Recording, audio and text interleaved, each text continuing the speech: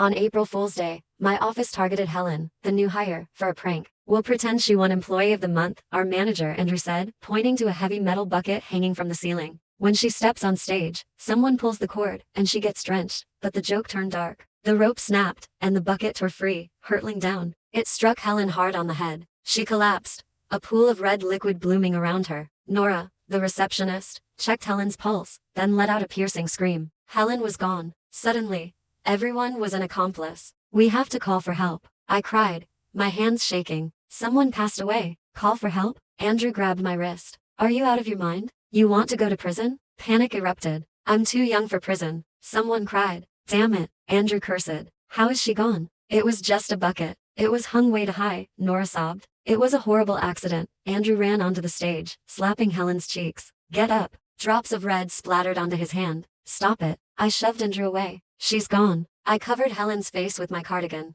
I used to be a nurse, Nora wept. She isn't breathing. Brenda, a senior employee, pointed at Andrew. This was your sick idea. You caused this. Everyone quickly turned on Andrew. Andrew set up the stage. He forced us. Shut up. Andrew snarled, slamming his phone onto a desk. You were all brainstorming in the group chat. Now you want to play innocent? I peered at the screen. They had all discussed how to humiliate Helen. I had never even been added to that group. So what? Nobody expected you to actually go through with it, Brenda argued. The security cameras caught everything. I reached for my phone. Let's call for help. We should face this together. Andrew kicked my hand, smashing the phone against the wall. He drove a pocket knife into the table. My son is applying for the police academy. I am not going to prison. If this gets out, none of you are walking away clean. You're all accomplices, he hissed. Then, what do we do? Brenda trembled. Andrew stared at the dark stain. Unless, Helen tripped and fell. The cameras broke a week ago. What happened here is only known to us. Andrew lowered his voice. We staged the scene. Helen slipped, fell off the stage, and struck her head. The others nodded eagerly. Yes, a tragic accident. No, I cried.